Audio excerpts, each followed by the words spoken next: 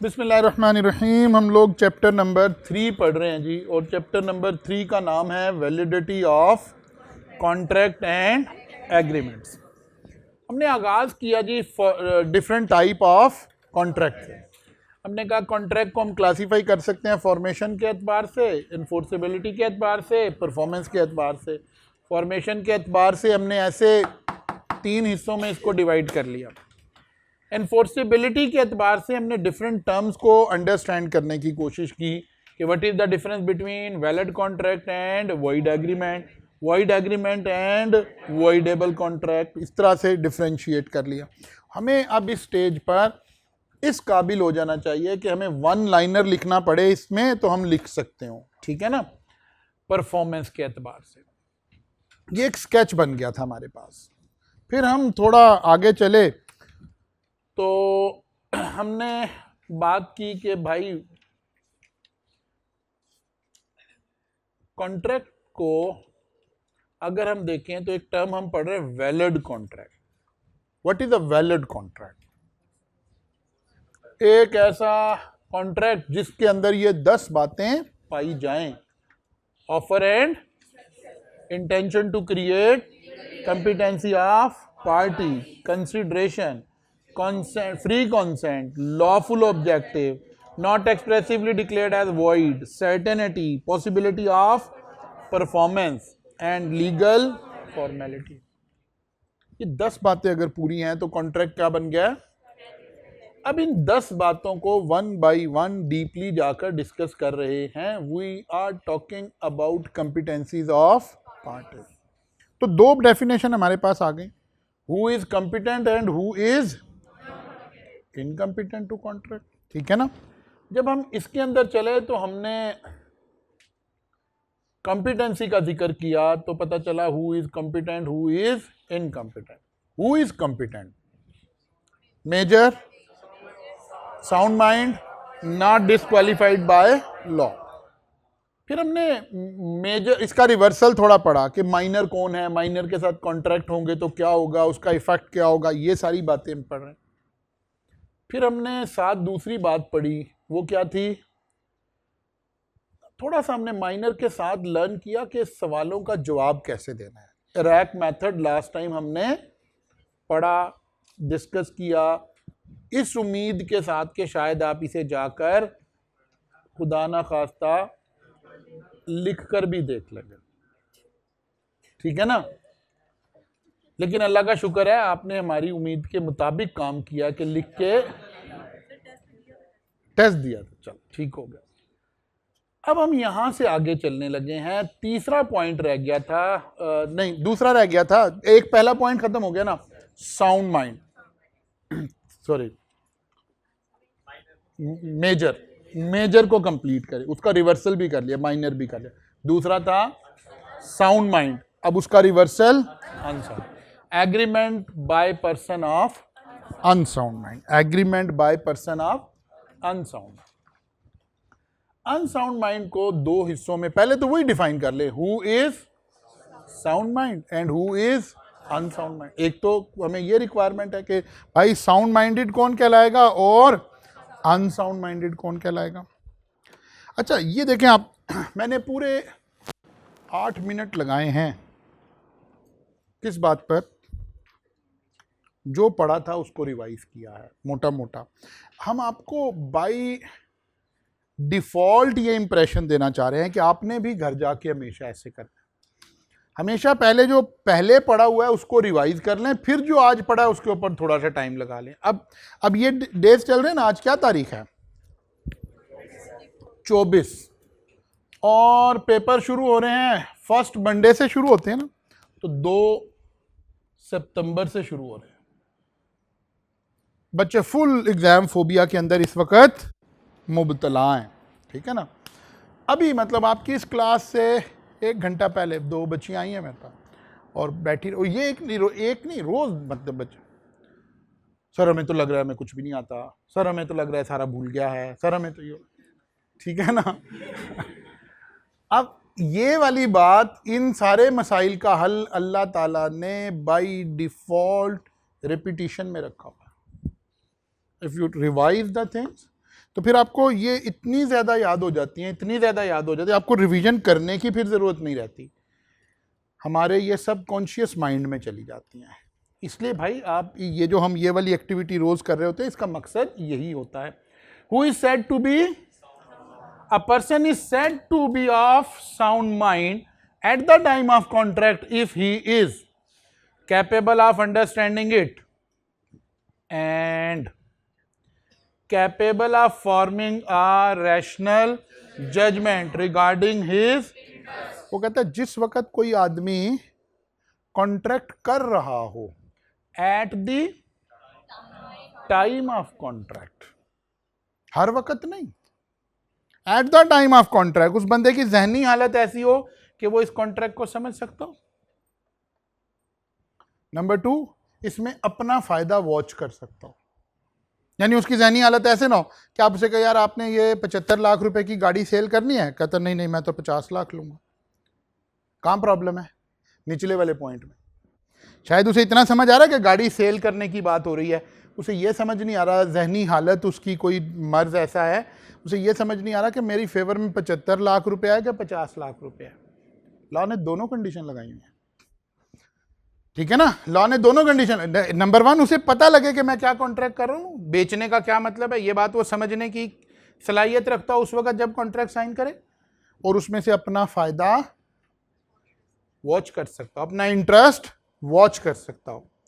और ये दोनों बातें होनी चाहिए, क्योंकि लफ्ज क्या लगा हुआ है, ठीक होगी ना भाई। जब हमें कहीं साउंड माइंड लिखना पड़ जाए तब हम जाहिर है इसकी मदद से लिखने के काबिल हो जाएंगे। Who is said to be unsound mind, a person is said to be of unsound mind at the time of contract if he is not capable of understanding it or not capable of forming a rational judgment regarding his, इन दोनों में से कोई एक भी आ जाए तो वो क्या हो गया, अनसाउंड। साउंड माइंड होने के लिए 2 क्वालिटीज होनी चाहिए, अनसाउंड के लिए कोई एक भी आ गई तो वो अनसाउंड हो गया। और ये बात कैसे आ रही है, वही जो लॉ की ड्राफ्टिंग आपको सिखा रहे थे, एंड लगा हुआ है तो क्या मतलब होता है और लगा हुआ है तो क्या मतलब होता है, ये बात हमें क्लियर होगी जी। Who is said to be, who is unsound mind, who is major, who is minor, reversal भी हम खुद ही बना रहे हैं, ठीक है ना। अच्छा जी, अनसाउंड माइंड 3 तरह के बना लिए हमने। एक के लिए क्या लफ्ज इस्तेमाल किया, स्पेसिफिक पर्सन। स्पेसिफिक पर्सन या इसके लिए एक लॉ दूसरा लफ्ज इस्तेमाल करता है इडियट। ये कौन है, permanent insanity with no interval of, ये बेचारे किसी जहनी मर्ज की वजह से, किसी तकलीफ की वजह से परमानेंट अनसाउंड माइंड है। ऐसा नहीं होता कि कभी इनको अकल आ जाती है, कभी ये सेंसिटिविटी रीगेन कर लेते हैं और फिर एक आम इंसान, कुछ लोग हैं ना बेचारों को कोई ऐसी मर्ज में मुब्तला हैं कि कभी तो वो बिल्कुल ठीक इंसान होते हैं, बड़ी बड़ी अच्छी बातें करते हैं, बड़ी बड़ी अक्लमंदी की बातें करते हैं क्योंकि एक नॉर्मल इंसान हो जाते हैं, और कभी बेचारों को जब वो उस तकलीफ का दौरा पड़ा तो फिर उन्हें कोई होश ही नहीं अपनी। ये वो लोग नहीं हैं, ये परमानेंटली डिसेबल्ड हैं, मेंटली डिसेबल्ड हैं, बट इनकी डिसेबिलिटी परमानेंट इन नेचर की है। इसका मतलब है ये बंदा तो कभी भी कोई कॉन्ट्रैक्ट साइन नहीं कर सकता, ठीक है ना। दूसरा बंदा कौन है, उसके लिए लफ्ज क्या है, ल्यूनेटिक। ये कौन है, वो कहता है ये ऐसे हैं कि मेंटल स्ट्रेन और disease with possibly some interval of, कभी अकल आ जाती है कभी नहीं आती, कभी आ जाती है कभी नहीं, जैसे हमारे हुक्मरान है ना, उन्हें कभी अकल आ जाती है कि यार हमें फौज को, हमें हमारी पावर ज़्यादा होनी चाहिए, हमें हम सुपीरियर है, लेकिन जब मौका मिले तो फिर उधर हो जाते हैं। कभी अकल यानी अकल कब आ जाती है, जब अपोजिशन में बैठे हो कि हाँ नहीं सिविल बालादस्ती होनी चाहिए। कब अकल चली जाती है, जब हुकूमत में आता है, कहते हैं यार बूटों के सिर पे ही तो आए हैं, ठीक है। सही है, ये तो मजाक से कह रहे हैं ना, लेकिन अगर कोई आदमी, कोई शख्स ऐसी डिजीज का शिकार है जो कभी ठीक हो जाता है और कभी खराब हो जाता है, ठीक है ना, इस बंदे के लिए नाम क्या लफ्ज़ इस्तेमाल करें, ल्यूनेटिक्स। एक तीसरा बंदा है, उसको वो टेम्परेरीली किसी वजह से उसके अंदर कोई प्रॉब्लम, जैसे कोई ड्रग्स का इस्तेमाल कर लिया, कोई ऐसा बड़ा हादसा हुआ कि वो वक्ती तौर पे 1-2 दिन के लिए अपने सेंसेस में नहीं है। इस तरह के लोगों को हम कह रहे हैं excessive use of certain substance may cause temporary importance of mind. और एक और अपने लफ्ज़ इस्तेमाल करते हैं, कोई शख्स इतना बूढ़ा हो गया कि अब उसका मेंटल जो पोजीशन है वो भी ठीक नहीं रही। ठीक है ना। ऐसे हमने लोगों को 3 हिस्सों में बांट लिया। अच्छा जी, आगे देखते हैं। Lunatic person, a person who is not permanent of unsound mind but during specific period he is of sound mind is regarded as, यानी जो कभी सही हो जाता है और कभी खराब हो जाता है। वो कहते हैं असल में ना इस बंदे के 2 कंडीशन है। एक को हम क्या कहते हैं, ल्यूसिड इंटरवल। ये किसको कह रहे हैं lucid interval? The period during which an insane person regain sanity that is sufficient to regain the legal capacity to contract. यानी वो वाला टाइम फ्रेम जब कोई आदमी, उसका दिमाग दोबारा काम करना शुरू कर दे और उसमें 2 क्वालिटीज दोबारा रीगेन हो जाएं। कौन सी? वही पिछले वाली। वो कॉन्ट्रैक्ट को अंडरस्टैंड कर सकता हो, अपने इंटरेस्ट को वॉच कर सकता हो, तो उसकी कैपेसिटी टू कॉन्ट्रैक्ट आ गई है। इसका मतलब है अगर कोई ल्यूनेटिक इस कॉन्ट्रैक्ट करेगा तो वो वैलिड होगा, क्योंकि इस वक्त तो उसके अंदर ये दोनों क्वालिटीज मौजूद थी। कॉन्ट्रैक्ट कर लिया, कॉन्ट्रैक्ट करने के बाद फिर डिजीज का दौरा पड़ा, फिर वो बेचारा उस हालत में चला गया। कॉन्ट्रैक्ट की क्या हैसियत है? कॉन्ट्रैक्ट इज वैलिड, क्योंकि हमने देखना है at the time of contract. हमने क्या देखना है? At the time of contract. दूसरा टर्म क्या इस्तेमाल करते हैं? What is insanity interval. Insanity interval का क्या मतलब है?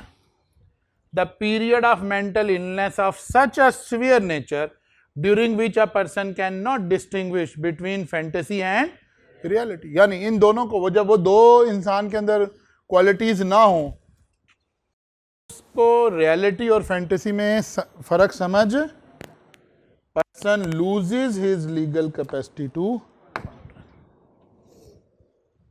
इसका मतलब है कोई बंदा ल्यूनेटिक था तो एक प्रॉब्लम आ गई है, उसने कॉन्ट्रैक्ट साइन किया। अब देखना पड़ेगा कि उस वक्त वो कहां था, ल्यूसिड इंटरवल में था। आज समझ आ रही? मेडिकली देखना पड़ेगा कि कौन सा इंटरवल चल रहा था। कराची का वाकया ध्यान में है ना, इसी बेस पे केस लड़ रहे हैं वो, क्योंकि हमारे यहाँ डॉक्टर बराए फरोख्त, जज बराए फरोख्त, हर चीज बराए फरोख्त। ठीक है ना। तो बात है, एक ही तो इदारा जो सही काम कर रहा। कल भी तो क्लास पढ़ानी बचाओ। अच्छा,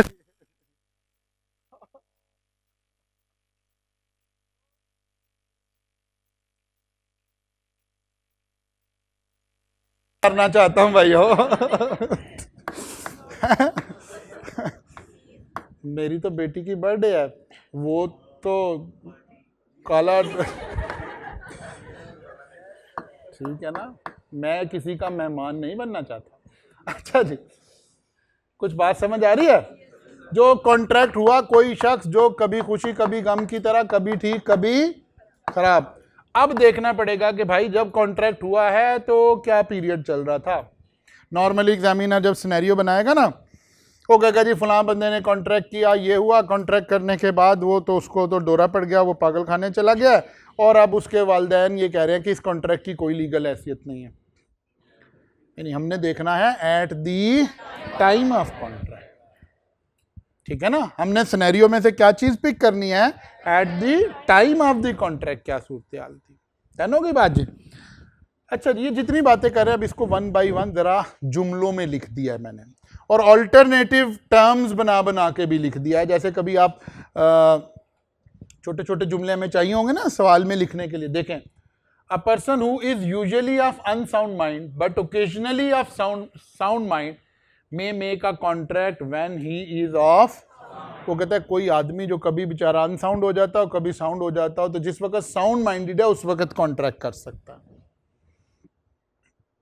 A person who is usually of sound mind but occasionally of unsound mind may not make a contract when he is of unsound mind. वही जो पिछली बातें पढ़ी हम उसको जुमले बना दिए. An agreement with a specific person या idiot, an agreement with idiot is void. क्योंकि idiot तो हमने डिफाइन कर दिया, वो बंदा जो हमेशा ही परमानेंटली डिसेबल हो गया, capacity to contract permanently lose कर चुका है. If a lunatic enter into a contract while he is of unsound mind, an agreement during this period is void. If a lunatic enter into a contract when he is of agreement during this period is valid. अब ये सारी बातें समझ आ रही हैं ना. इसी तरह वो कह रहे हैं अगर कोई ऐसा बंदा हो जिसको कोई ऐसा बुखार चढ़ जाए, कोई ऐसी मसला हो जाए, या वो ड्रिंक ज़्यादा एक्सेसिव कोई ड्रग का इस्तेमाल कर ले, तो फिर उसकी कैपेसिटी टू कॉन्ट्रैक्ट क्या हो गई है, खत्म हो गई है, टेम्परेरीली खत्म हो गई है, जब तक वो अपने सेंसेस रीगेन ना कर ले. डन होगी ना बात. अच्छा जी, mister A is a lunatic person. शक्ल से भी लग रहा है कि नहीं लग रहा? Okay. Mister B is sound minded person. Mister B offered to mister A during his insanity interval to purchase his house for rupees 5 million. Mr. A agreed to sell and contract was signed. को कब कर रहा है? Insanity के period में है. Market value of the house was 15 million. जाहिर है उसे तो बेचारे को सेंसेस में नहीं है. He can not observe his interest. बोलने का ठीक है जी 5 मिलियन का ही ले लो, 15 मिलियन की चीज है, 5 मिलियन में बेच दिया. क्यों बेच दिया? इनसैनिटी इंटरवल चल रहा है. कॉन्ट्रैक्ट क्या हो गया? एक बंदा हम पीछे पढ़कर आए हैं माइनर. माइनर को हमने एक्स्ट्रा फेवर दे के रखी हुई थी, पैम्पर किया हुआ था कि यार नहीं नहीं चलो बच्चा इसके हकूक की हिफाजत कौन करे? लॉ खुद करे. अनसाउंड माइंड के गिर्द भी यही घेरा बनाने लगे कि अगर एक बंदा अनसाउंड माइंड है तो उसके अगेंस्ट कोई कॉन्ट्रैक्ट नहीं हो सकता, लेकिन उसकी फेवर में हो सकता है. उसकी फेवर में हो सकता है. मसलन इस बंदे को पता चला जब इसने सैनिटी गेन की, दिमाग ने काम करना, देखो यार ये मैंने क्या एग्रीमेंट कर दिया, मैंने 15 मिलियन वाली चीज 5 मिलियन में सेल कर दिया है, तो क्या कर सकता है ये? When the lucid interval of Mr. A start, he realized that contract was against his interest and he was thinking to sue Mr. B. पहले यहां तक रुके हैं समझने के लिए. क्या ये सू कर सकते हैं? yes. बिल्कुल कर सकता है. ये कॉन्ट्रैक्ट क्या बन जाएगा? कोर्ट इसको वॉइड डिक्लेयर कर देगा. ठीक है ना, कोर्ट इसको वॉइड डिक्लेयर कर देगा. लेकिन बोले अब एक लफ्ज लेकिन नहीं, बताएं मैं क्या कहना चाह रहा हूं. लेकिन शाबाश, लेकिन इसको उसी जुमले में बोलो जो कहना चाह रहे हैं. लेकिन doctrine of restitution will apply. ठीक है ना, doctrine of restitution will apply कि भाई उसके पैसे वापस कर दो, इसका घर वापस कर दो. ठीक है ना. लो जी, एक कहानी तो समझ आ गई. सादा सवाल आया तो हमने ऐसे जवाब दिया, सिनेरियो समझ आ गया, कैसे अप्लाई करना है बात क्लियर हो गई. लेकिन जरा बात को थोड़ा आगे ड्रैग किया मैंने. Mean time government announce metro train project and notice was received that rupees 2 million will be given as compensation against that. Government कोई भी प्रोजेक्ट करे तो भले घर आपका है, जायदाद आपकी है, लेकिन ultimately everything belongs to government. Government ने कहा जनाब घर खाली करो और हम आपसे 2 मिलियन का खरीद रहे हैं. अब ये बंदा सैनिटी गेन कर चुका था, अभी ढूंढ ही रहा था वकील कि यार मुकदमा करना है, इन्होंने बड़ी ज्यादती की है मेरे साथ ही खबर पता चली तो इसने जल्दी से वुजू करके मुसल्ले पे बैठ गया कि या अल्लाह तेरा शुक्र है मेरा तो घर 5 मिलियन का बिक गया। आज समझ आई है? इसे अब समझ आई कि अल्लाह जो करता है बेहतर ही करता है। अब वो जो दूसरा बंदा है ना मिस्टर बी, वो चाह रहा है कि नहीं नहीं यार ये तो फंस गया, मैं तो ये तो मैंने पकड़ में आ गया हूं अल्लाह की। उसने कहा नहीं नहीं कोई टेंशन नहीं है, मैं अदालत में जाके साबित करूंगा कि जिस वक्त हम कॉन्ट्रैक्ट कर रहे थे जो मिस्टर ए था ये पागल था उस वक्त, इसका इंसैनिटी पीरियड चल रहा था। ला कहता है अड्डा तू शोखा बैठ जा आराम से तुम्हारी ये बात नहीं सुननी हमने। अगर वो उसका इंसैनिटी पीरियड चल रहा था तो फिर आपने कॉन्ट्रैक्ट किया क्यों था भाई? नहीं नहीं कॉन्ट्रैक्ट इज, यानी असल तो लफ्ज यही contract, actually contract is voidable, ठीक है ना। या ऐसे कहिए अब ये सिनेरियो आ गया है और ये बंदा कॉन्ट्रैक्ट को कंटिन्यू करना चाहता है, कॉन्ट्रैक्ट इज वैलिड। अगर मिस्टर ए इस कॉन्ट्रैक्ट को कंटिन्यू करना चाहता है, contract is valid because contract was voidable at the option of mister A. Mister B की नहीं सुनी जा सकती। अब मिस्टर बी की इस वक्त सुन लेंगे तो वो तो बड़ी ज्यादती हो जाएगी। मिस्टर बी पे तो वो उसूल लगाएंगे जो माइनर वाले टाइम पे एडल्ट पे लगाया था कि यार वो पागल था, तुम पागल थे जो कॉन्ट्रैक्ट कर रहे थे। हाँ मिस्टर बी ये साबित करे कि मैं उस वक्त पागल था, वो कहानी अलग है। ठीक है ना, वो सिनेरियो अलग है। लेकिन मिस्टर बी ये कहे कि ये पागल था, लॉ ये वाली बात नहीं। जैसे हम कह रहे थे कि अगर माइनर के लिए कोई खैर निकल आए तो कॉन्ट्रैक्ट वैलिड है, इसी तरह अगर इस इनसैनिटी वाले पर्सन के लिए कॉन्ट्रैक्ट में से कोई खैर निकल आए और वो इसे कंटिन्यू करना चाहे तो कॉन्ट्रैक्ट वैलिड है। डन हो गई बात? दोनों एस्पेक्ट समझ आ गए हमें? अच्छा जी।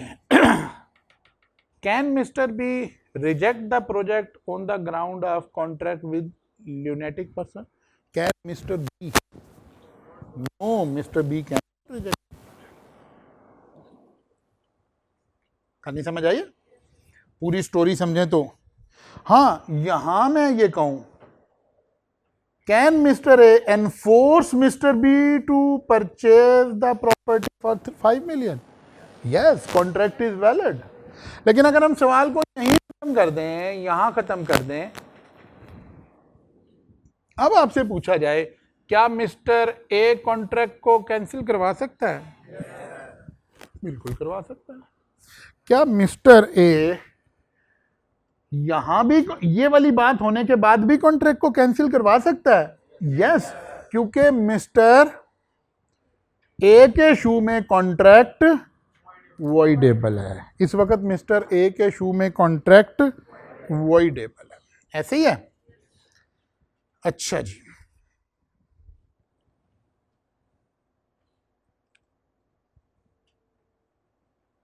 क्या उसूल निकाला, एक लाइन क्या निकाली इस सारी कहानी में से हमने?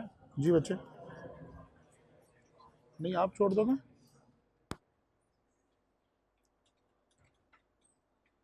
आपने क्या करना है? चलो मैं छोड़ दूंगा, चलो मैं आ जाऊंगा, कोई बात। अच्छा जी, a person of unsound mind can enforce a contract for his, यही लाइन माइनर में भी पड़ी हुई थी।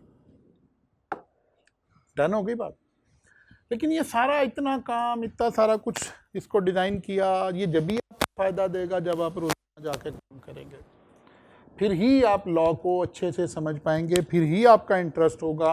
और क्योंकि अमूमन जो सीए में बच्चा आता है, अमूमन जो सीए में बच्चा आता है उसमें से 90% बच्चा वो है जिसे राइटिंग में प्रॉब्लम है, उसकी राइटिंग स्किल्स ठीक नहीं है।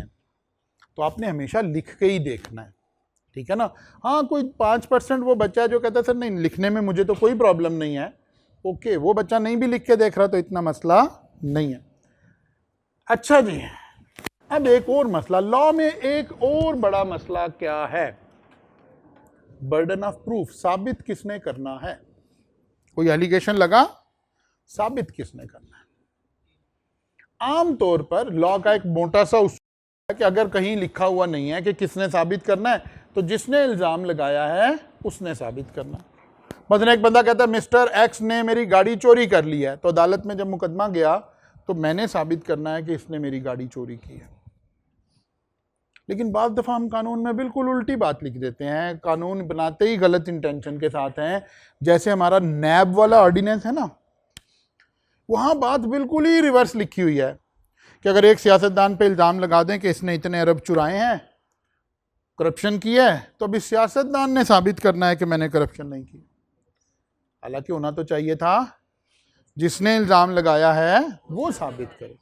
तो लॉ इस इशू को कहीं कहीं एड्रेस करता है, बता देता है कि इस हालत में किसने साबित करना है। जैसे यहां बताया जा रहा है, if a person is usually of, अगर एक ऐसा इंसान है जो आम तौर पर सही रहता है, साउंड माइंड है, कभी कभार कोई बीमारी ऐसी है कि वो बीमारी का दौरा पड़ता है तो अनसाउंड माइंड हो जाता है। अगर इस बंदे के साथ ट्रांजैक्शन का जिक्र हो रहा है तो किसने साबित करना है? क्या क्या लिखा हुआ है? The burden of proof that he was of unsound mind at the time of making the contract lies on the person who question the validity of.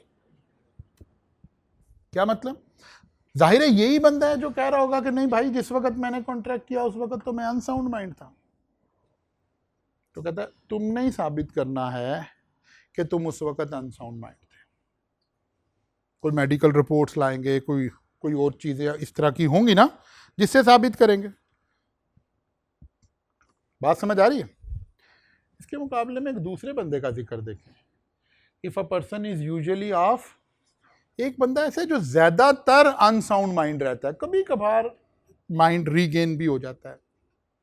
The burden of proof that he was of sound mind at the time of making the contract lies on the person who want to enforce the contract.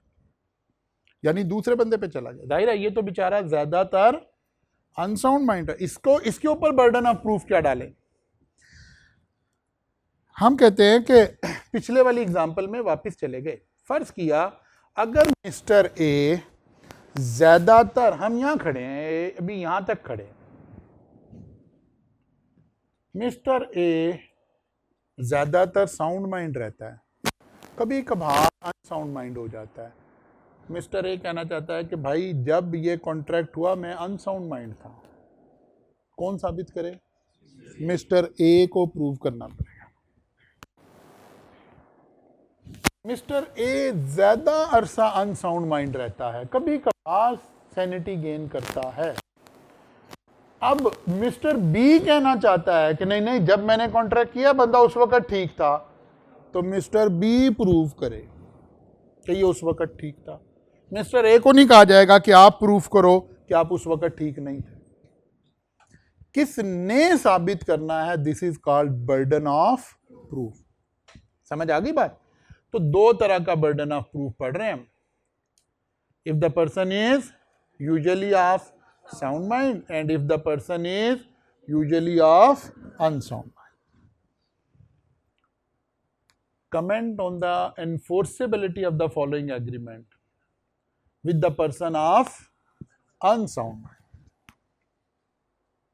Salim agreed to sell property worth 50 million for 20 million. His mother proved that he was idiot, unsound mind by बात। ठीक है, कौन साबित करेगा?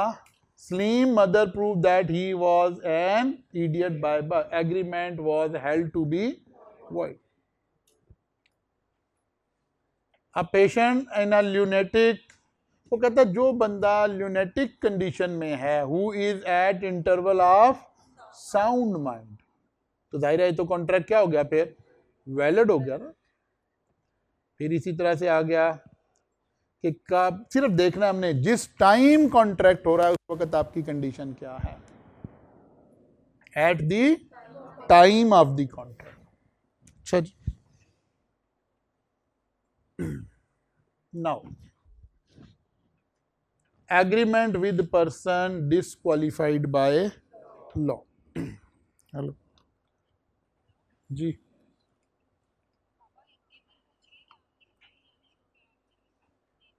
हाँ मैं आ जाऊंगा 10:20 पे आ जाऊंगा, 3:20 पे आ जाऊंगा। अच्छा जी, agreement with person disqualified by, तीसरा पॉइंट आ गया। इसका मतलब अभी कंपिटेंसीज ऑफ पार्टी डिस्कस हो रही हैं। साउंड माइंड डिस्कस हो गया, माइनॉरिटी डिस्कस हो गया, पर्सन डिसक्वालिफाइड बाय लॉ। वो कहता है 4 लोग हैं जिन्हें लॉ कह रहा है कि आप कॉन्ट्रैक्ट नहीं कर सकते। Number 1 alien enemy, number 2 ambassadors वगैरह वाले लोग जिनके पास फॉरेन डिप्लोमेटिक पासपोर्ट होता है, नंबर 3 कॉन्विक्ट्स। कॉन्विक्ट्स का मतलब है जो लोग जेल में है, कॉन्विक्ट्स का मतलब है जो बंदा सजा काट रहा है और अब कहाँ जेल में है, और नंबर 4 इंसॉल्वेंट। 1 बाय 1 देखते हैं। सबसे पहले तो बात आ गई एलियन एनिमी की। An alien enemy is a person who is a citizen of a country in war with law. में ना जो फॉरेनर्स है ना उनको लॉ में एलियन बोलते हैं। लॉ की लैंग्वेज में फॉरेनर को एलियन बोलते हैं, यानी इंडियन सारे एलियन। अच्छा लग रहा है ना कहते हुए?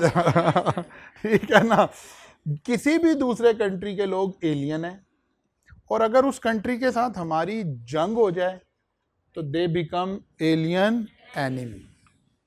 एलियन के साथ कॉन्ट्रैक्ट करने पे पाबंदी नहीं है, एलियन एनिमी के साथ कॉन्ट्रैक्ट कर, क्योंकि नेशनल सिक्योरिटी का मसला है ना, मुल्क की इंटेग्रिटी का, नेशनल सिक्योरिटी का मसला है।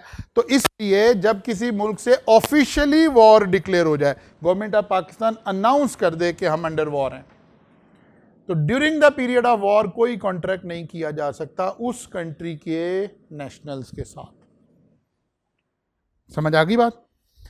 लेकिन फिर लॉ की बारीकी में उतरना पड़ेगा, तो 3 हिस्से बनेंगे। पहला हिस्सा बनेगा वो टाइम जब हम दोनों मुल्क आपस में दोस्ती में हैं, फिर वो टाइम जब हम दोनों मुल्क लड़ाई में आ गए, फिर लड़ाई के बाद लड़ाई खत्म हो गई। 3 हिस्से बनाने पड़ेंगे ना। नंबर 1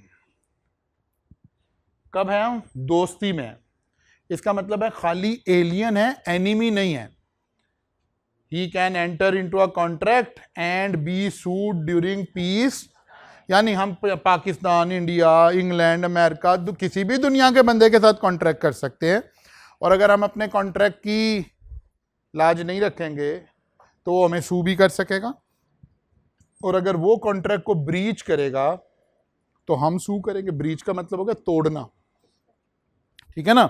अगर वो कॉन्ट्रैक्ट को ब्रीच करेगा तो हम उस पर मुकदमा कर सकते हैं, क्योंकि कॉन्ट्रैक्ट का मतलब ही यही है, enforceable by law, enforceable by law. वो कहता है पीस टाइम में कोई मसला नहीं है। जैसे आज के दिन में अगर हम देखें तो पाकिस्तान की ऑफिशियली किसी के साथ जंग नहीं है, इसका मतलब है दुनिया के किसी भी नेशनल के साथ हम कॉन्ट्रैक्ट साइन कर सकते हैं। अच्छा जी, आगे चलते हैं। अगर जंग हो गई, if a war is declared then an alien enemy can neither enter into a contract। पहली बात, अब नया कॉन्ट्रैक्ट कोई नहीं कर सकते, nor be sued during the period of, और ना सू कर सकते। मसलन कोई पुराना कॉन्ट्रैक्ट चल रहा था, नहीं किया हमने,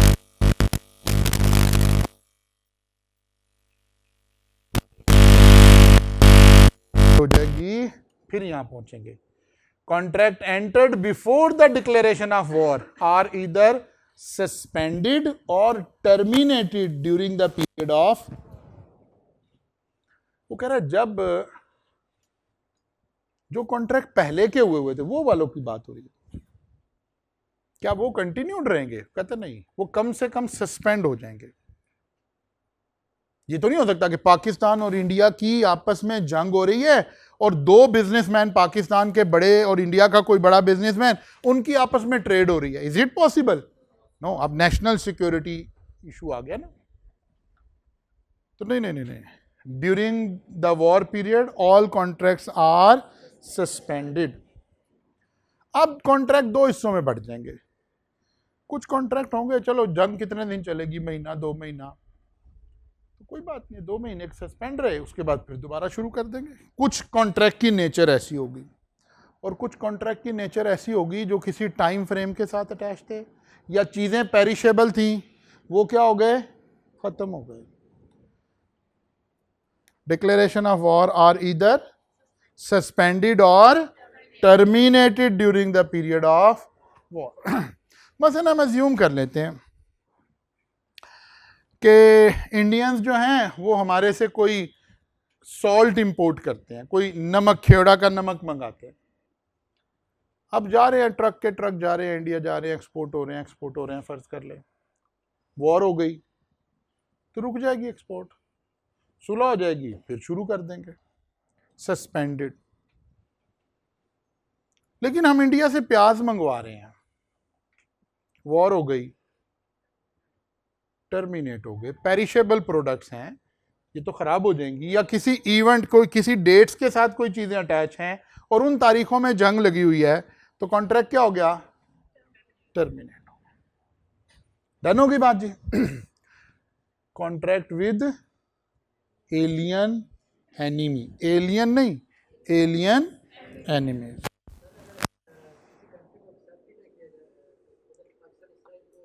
हाँ, तो वो तो कंट्री ट्रीट ही नहीं है, तो हमारी किताबों में कहीं कंट्री आया ही नहीं है ना।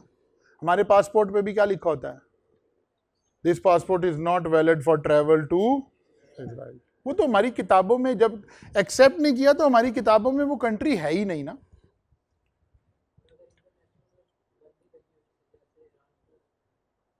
नहीं, ये उससे रिलेटेड नहीं है, ये उससे रिलेटेड इंटरनेशनल पाबंदी और कवानीन उसको देखेंगे। कॉन्ट्रैक्ट एक्ट मना नहीं कर रहा कि आप वहां नहीं कर सकते, ठीक है ना जी बच्चे। हाँ, नॉर्मली जाहिर है इंटरनेशनल कोर्ट्स में ही करेंगे, और बाद दफ़ा तो अगर कंट्रीज अच्छे हैं और एक दूसरे के ऊपर एतमाद करते हैं तो फिर किसी भी अदालत में कर देंगे, ये भी कॉन्ट्रैक्ट में लिखा होगा। अभी इसी चैप्टर के आखिर में पढ़ेंगे भी ये बात, अब ठीक है ना। आगे चलते हैं थोड़ा सा। ये जो लोग हैं ना, एम्बेसडर और डिप्लोमेट्स, इनका पता कैसे चलता है कि कोई बंदा क्या है, इनको पासपोर्ट सेपरेट कैटेगरी का अलॉट होता है, उसे हम कहते हैं डिप्लोमेटिक पासपोर्ट, ठीक है ना। इन लोगों को भी ये एक बड़ा एक मुआहदा है, इसे जिनेवा मुआहदा कहते हैं, जिनेवा कॉन्ट्रैक्ट कहते हैं। उसके तहत एक जितने भी दुनिया के मुल्क हैं, उनके जो एम्बेसडर्स हैं, जो डिप्लोमेट्स हैं, वो जब दूसरी कंट्री में बैठे हैं, मसलन पाकिस्तान में यूएसए के एम्बेसडर्स बैठे होंगे, यूके के बैठे होंगे, इंडिया के बैठे होंगे, ये तमाम लोग जिनके पास डिप्लोमेटिक पासपोर्ट है, लॉ इन्हें एक खास प्रिविलेज दे रहा है, क्या कि ये कॉन्ट्रैक्ट तो कर सकते हैं लेकिन इनके खिलाफ कॉन्ट्रैक्ट नहीं जा सकता, ठीक है ना, इनके खिलाफ कॉन्ट्रैक्ट नहीं जा। अभी हम सिर्फ कॉन्ट्रैक्ट एक्ट की बातें कर रहे हैं, और भी बहुत सारी बातें हैं इसमें। देखिए क्या लिखा हुआ है, सच पर्सन, कौन, diplomats, have immunity unless they choose to submit themselves to the jurisdiction of court।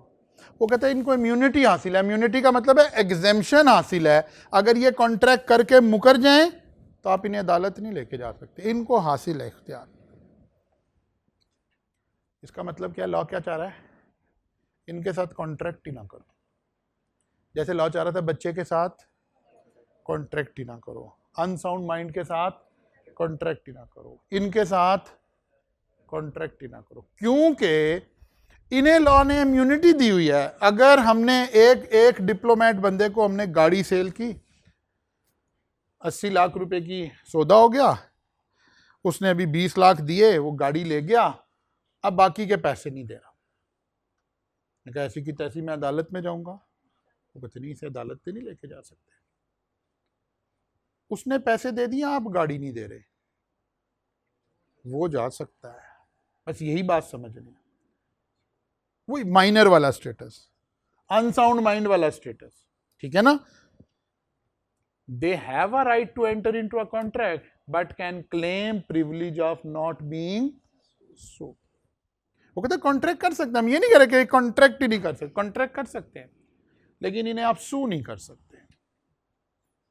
हाँ, कोई एक एम्बेसडर है, वो कहता है यार मैंने पैसे दिए हुए, तुम कैसे कह रहे हो पैसे नहीं दिए हुए? कहता मैं तुम्हें अदालत में लेके जा रहा हूँ। जी ले जाओ। अब जब अदालत में मुकदमा गया तो इसके पास क्या इख्तियार है? ये अदालत की पहली हेयरिंग में ही कहे कि ये मेरा डिप्लोमेटिक पासपोर्ट है, मेरे ऊपर आपके मुल्क के कवानीन अप्लाई नहीं होते। नहीं, इसकी बजाय उसने अदालत में जाके कहा नहीं नहीं जी कवानीन नहीं अप्लाई होते, लेकिन आप मेरे ऊपर करें apply, unless he submit to the jurisdiction of court. का ये मतलब है कि वो जज को कहे कि नहीं नहीं अगरचे मेरे ऊपर कानून नहीं अप्लाई होता, लेकिन मैं हाजिर हूं, मेरे ऊपर करें अप्लाई। अब इसे सू कर सकते हैं, अब ये मुकदमा लड़ सकता है। बारीकी समझ आ रही है?